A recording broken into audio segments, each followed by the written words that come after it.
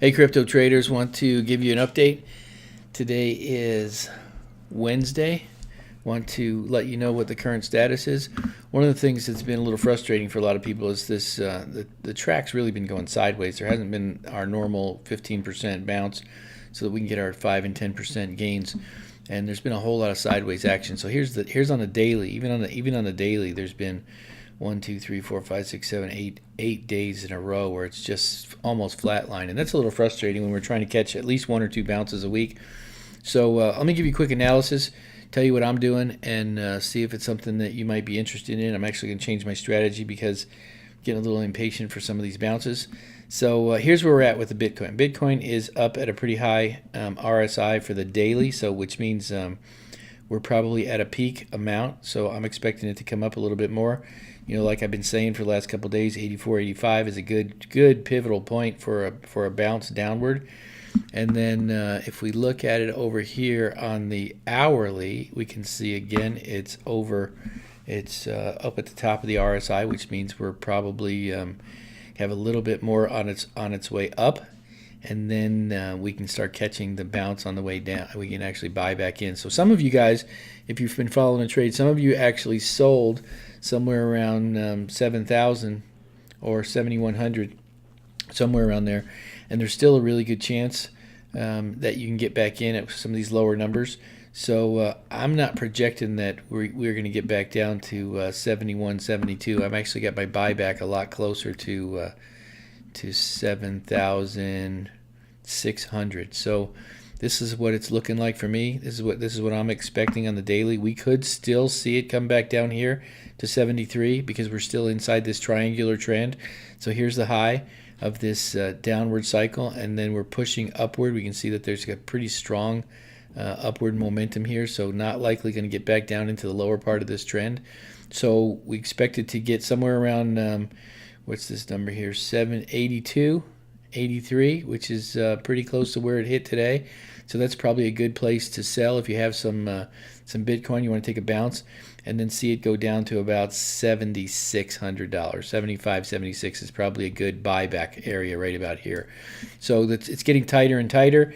You can see that there's not a whole lot of trade area in here. So if you're all in Bitcoin, you're probably just as safe to hold. But there is at least one more good bounce in here, very likely. And then what most people are projecting, unless there's some really negative news or some reason for it not to happen this way, we expect it to bounce a little bit inside this triangle and then go ahead and start taking off to the $9,000 range again. So you probably want to be holding Bitcoin when it breaks. When from 82 to 9,000 is a nice $800 bounce. That's a good 10% just by holding on to Bitcoin. So what I'm doing in between then is half of my Bitcoin I went ahead and sold, and I'm seeing some of the very pretty patterns that I used to like about Bitcoin still occurring over here in Litecoin. So Litecoin is now selling at somewhere at 140 bucks.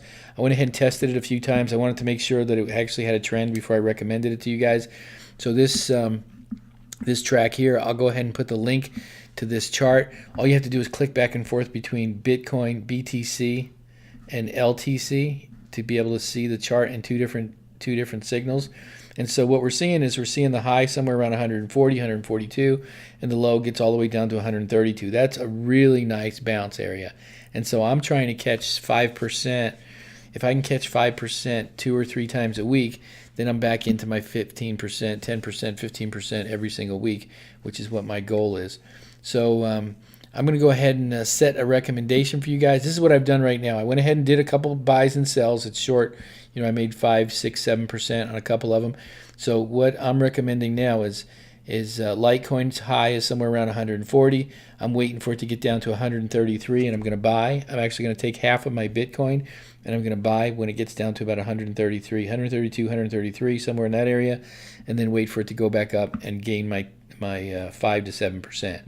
So that's my recommendation right now is go ahead and continue to hold onto Bitcoin until we see the top, which is right about 84 still. I'm still thinking 84 is a good top.